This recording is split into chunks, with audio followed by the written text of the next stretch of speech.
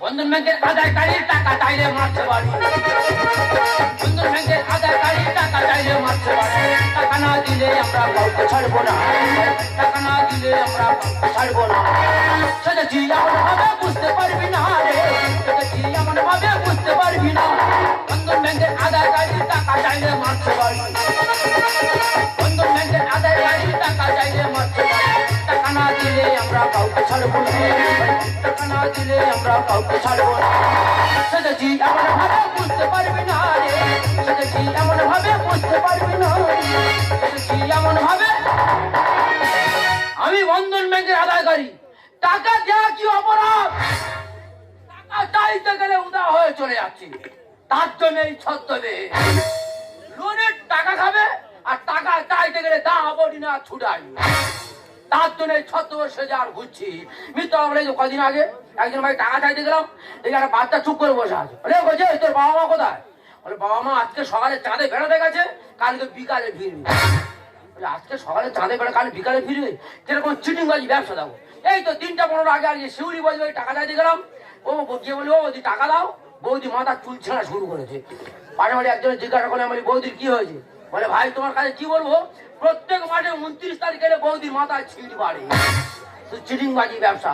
তবে লোনের টাকা খাবে, টাকা শোধ করতে পারবে না, তোরা টাকা নিস কেন? তবে আজকে ম্যানেজার যেখানে পাঠাবে সেখানে পৌঁছে দাও। কি কেমন লাগছে? হ্যাঁ তোমার তো পুরো লন্ডনে ভিখারি লাগছে। একদম ফালতু কথা বলবে না, ঠিক আছে? হালকা হলেও তোমার থেকে দুধাপ আগিয়ে আছি। ও ম্যানেজার নমস্কার। ভরি ভরি জ্ঞান। দেখো আমরা বন্ধনের টাকা অনাদায় হয়ে আছি, টাকা আদায় করার জন্য তাই আমাদের এই ছদ্মবেশ। আমি কি আমি বলে টাকা চাই যেতে পারবো না তো? কেন? যেখানে যাচ্ছি পুরো ঠেমন খাবেছি। আদায়কারী সাহেব দেখো এখানে কিচ্ছু করার নেই, টাকা আমরা দিয়েছি, ভালোবেসে টাকা আদায় করতে হবে। আরে আদায় কাজ বলে যেখানে যাচ্ছি মাথা খাবো। মনে করো তোমার একটা বাড়িতে টাকা আদায় করতে পাঠিয়েছি, মেরে তোমার একটা পা একটা হাত ভেঙে দিল, আচ্ছা প্লাস্টার করে আবার সেখানে যেতে হবে। এ চাকরি করার দরকার নেই, কালকে কলকাতা রিক্সা চাইলে খাবো। টাকা যেগুলো অনাদায় করেছো টাকা তুলে দিয়ে তুমি কলকাতা চলে যাবে, তোমার কোনো অসুবিধা হবে না।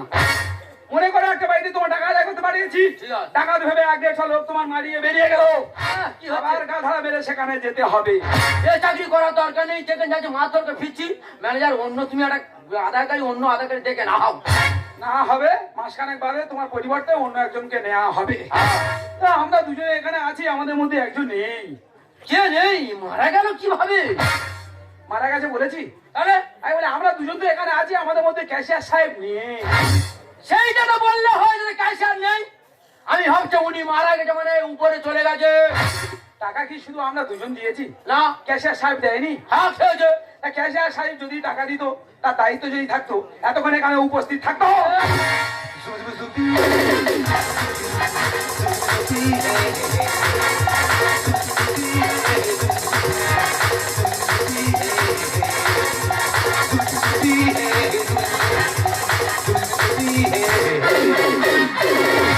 কি ব্যাপার ক্যাশিয়ার সাহেব এত লেট কেন? এত লেট কেন? তোমার তো পোশাক কাটানো হয়ে গেছে। হ্যাঁ, আমার পোশাকটা কাটাবে সেই সময় টেলার দোকানের ডায়রিয়া। বাবা এই সময় ডায়রিয়া হলো? 2 দিন হাসপাতালে ভর্তি ছিল, তারপর ফিরে এলো, সে পোশাক কাটাবো, তারপর তো পরে এলাম। ও আচ্ছা আচ্ছা। ক্যাশিয়ার মিথ্যা কথা বলছে, কোথায় মাছটা বলেছিল। আমি কতবার বলেছি এই আদায়কারীর বাদ দাও, এই আদায়কারীর বাদ দাও, নুরুদ্দিনের খবর দাও। ছেড়ে দাও, ছেড়ে দাও, কলকাতার দিকে চলে যাই। দেখে যাচ্ছ কেন? হ্যাঁ, ক্যাশিয়ার নমস্কার। কোনো জ্ঞানভঙ্গ নেই, কিচ্ছু নেই, এর কেন রেখেছো বলোদিন দেখি? হ্যাঁ, আদায়কারী সাহেব এইভাবে কথা বলবেন না, ঠিক আছে? ঠিক আছে। আমি যার যেখানে ভাড়াবো সেখানে যেতে হবে। এই এই মুহূর্তে তুমি চলে যাবে টুম্পা বৌদির বাড়ি। হ্যাঁ টুকো বৌদি বাড়ি যাই আর ঠেমন খাই। টাকা দিয়েছে, টাকা দিয়েছে। ও ক্যাশিয়ার 3 থেকে 4 বার মাছ ধরে খেয়েছি, আর ওই বৌদি এখন গেটের সামনে কুকুর বসে রেখেছি। আমি ওই বাড়ি যেতে আর পারবো না। কুকুরের জন্য টাকা দেওয়া হবে না? না, সে কুকুর কি তো ছাড়া সে তো ইয়ের মধ্যে আছে। মানে আছে। হ্যাঁ, মাথা গরম করে দেবে তো। আমি যেতে পারবো না। হ্যাঁ, এই যে গেলাম করার ব্যামন দেখো তো, কুকুর দেখলে ভয় আর হেলো ঠেলে উঠতেছে। তোমার কুকুর দেখলে এত ভয়? দেখছিলাম যে কিরকম ভয় আছে, দেখি ভয় আছে, ঠিক আছে? তবু যেতে হবে ওই টুম্পা বৌদির বাড়ি। আমি যাবো না। তুমি যেতে পারবে না? না, টুম্পা বৌদির বাড়ি তুমি চলে যাও। আমি? হ্যাঁ, মেরে মাটির ভেতরে পুঁতে দিলে দিবা বৌদি বাড়ি ছাড়া কোথায় যাবো না। যাবে না তো, উনি তো দিবাবতী সঙ্গে নাই না তুমি যাবে। ভাল লাগে না, ঠিক আছে আমার হাত চলবে, আমি বাড়ি আছি, ঠিক আছে। ক্যাশিয়ার সাহেব যাবে না। আরে গাড়ি সাহেব, ক্যাশিয়ার সাহেব এইভাবে কথা বলো না। আরে বাবা সত্যি সত্যি বলে কি হয়েছে? সত্যি তুমি দেখো তো। শুধু উল্টো পাল্টা। আমি বলি এখানে গন্ডগোল করে করলাম নেই, আমি যার যেখানে পাঠাবো সেখানে যেতে হবে। এই শেষ একবার যাবো। ঠিক আছে, এই মুহূর্তে তুমি চলে যাবে টুম্বা বৌদির বাড়ি, তুমি চলে যাবে দীপা বৌদির বাড়ি। ওকে। আচ্ছা বৌদি আমার মেরে বাইক কেড়ে দিয়েছিল। মেরেছিল? উনিও ভিতরে ভিতরে খেয়ে বসে আছে। দেখো এখানে কি মারার কোনো দরকার নেই, ঠিক আছে? যে বৌদি আমার মেরে বাইক কেড়ে দিয়েছিল, আমি চলে যাচ্ছি সেই বৌদির বাড়ি।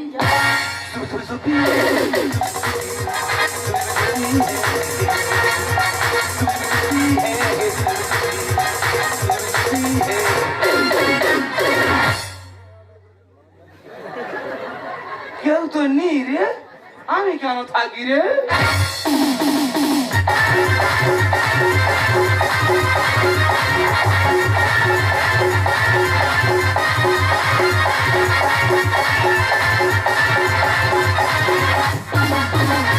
শত শত টাকা দিয়ে কেনা যায় সিঁদুর, শত শত টাকা দিয়ে কেনা যায় সিঁদুর, পড়া যায় না কপালে না লেখা থাকে তার, ও যদি কপালে না লেখা থাকে তার।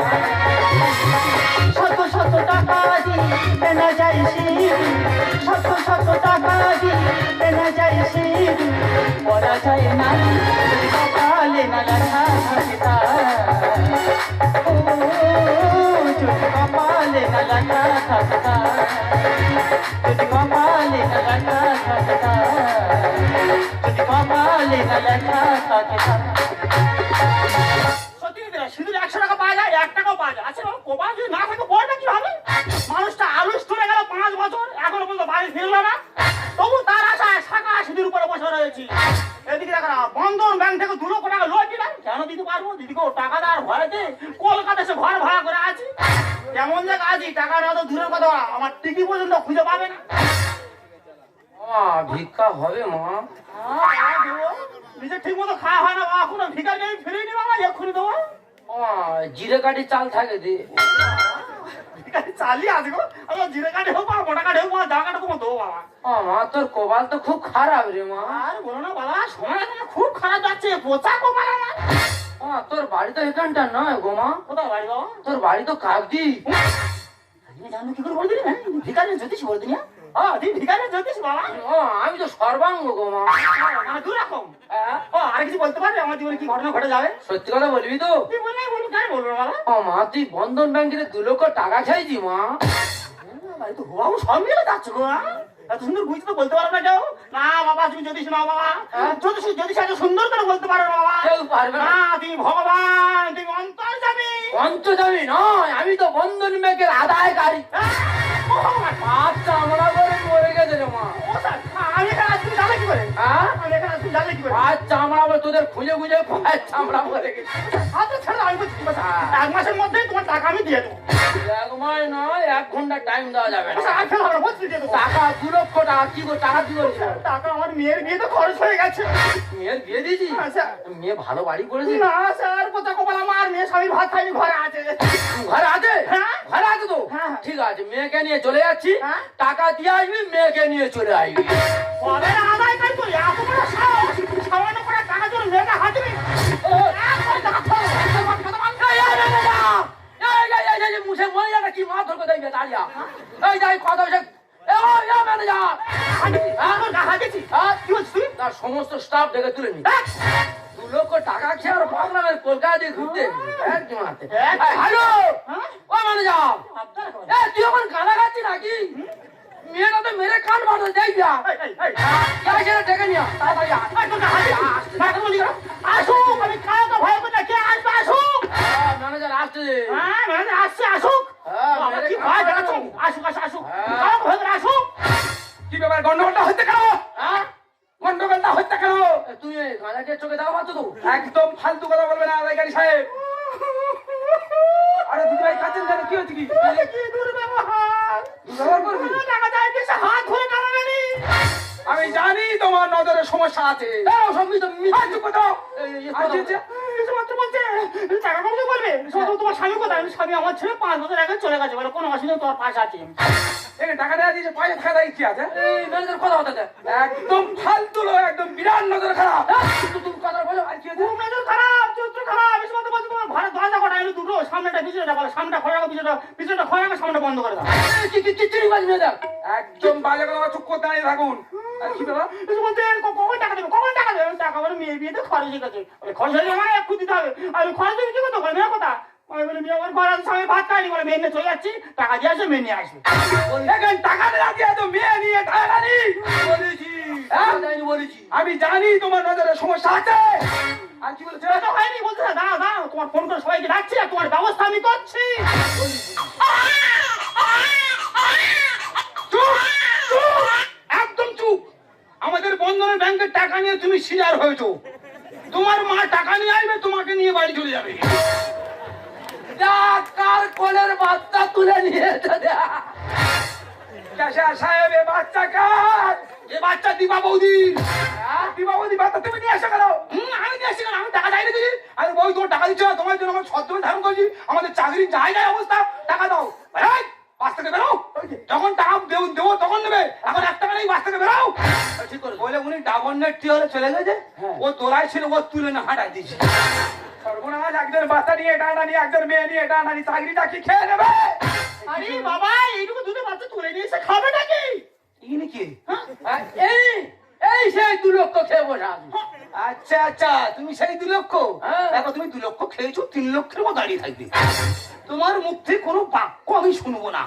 হ্যাঁ দিদি ভাই, একটু বাচ্চারা ধরে যাবে কি? সমস্ত অফিসার কেটে পড়ো। আচ্ছা এই আদায়কারী বলছি, বাচ্চাটাকে কি খাওয়াইয়া বলো তো? কি হবে? আরে হাঁসের দুধ খাইয়ে মানুষ বানানো হয়। আরে হাঁসের দুধ নয়, ঢোকা দুধ খেয়ে মানুষ হবে। আমার বাচ্চা ধোকা দিতে মুখ দেয় না। মুখ দেয়, ও খেতে খেতে প্র্যাকটিস হয়ে যাবে। আরে কলে জল আনতে গেছে, তুমি ওই বাচ্চা নিয়ে চলে এসো। কি আমি? কে? ওই স্বভাব আমার নয়। এই মহিলা চুরি করে পালাচ্ছিল, আমি কে ধরেছি। এই মহিলা আমার কোনো দোষ নেই, নো দোষ। সামনে তো তুমি যে থানা উঠো ছাড়বো, তুমি যে থানা উঠো থানা উঠবো, সামনে তো সামনে তো ওই আমার বাচ্চারা। হ্যাঁ সব আসে কি? কি সাহেব চুরুনি তুমি গো, ভাবা গো। বোকা ভাই ঘর বিক্রি করতে এসছো? হ্যাঁ। আমার বাড়ি তুমি ছাড়া কেউ যায়নি। আজকে যদি আমার বাচ্চা পেতাম না, তোমার অবস্থা আমি খারাপ করে ছেড়ে দিতাম। আতা গাছে বসে দেখি, ডালিম গাছে দিব। আমরা ডগের মতো খুঁজে বেড়াচ্ছি, খুঁজে পাচ্ছি না কেউ। হ্যাঁ, আমরা কি আরে খুঁজে বেড়াচ্ছি, পাচ্ছি না। কোনো কথা হবে না, টাকা ফেলে কথাটা বলো। একদম বাজে কথা বলবে না। আতা গাছে বসে দেখি, ডালিম গাছে দিব। আতা গাছে বসে দেখি, ডালিম গাছে দিব। ডগের মতো খুঁজে বেড়াচ্ছি, খুঁজে পাচ্ছি না। আমরা ডগের মতো খুঁজে বেড়াচ্ছি, খুঁজে পাচ্ছি না। দাদা কি বলে? বাঘের মতো মানে কুকুরের মতো খুঁজে বেড়াচ্ছ আমাদের? দিদি ভাই, আমরা প্রত্যেক একটা করে অফিসার। আপনি ভেবে কুকুর বলছেন কেন? আমি তো ওই জন্য ডগের মধ্যে ফেলেছিলাম। ট্রেনের জ্বালায় ডুবে গেছি, দিয়ে দেবো টাকায় আমি। অনেক খেটেছি যে আমি, দাঁড়িয়ে দাবড়েছো তুমি। এই মহিলা দাঁড়িয়ে দাঁড়িয়েছে। এই সেই ভদ্র মহিলা এমন ভাবে দাবড় দিয়েছে, ছুটে গিয়ে পুকুরে পড়িস। চাকরি নিয়ে টানাটানি, তোমরা দেখাও কায়দা।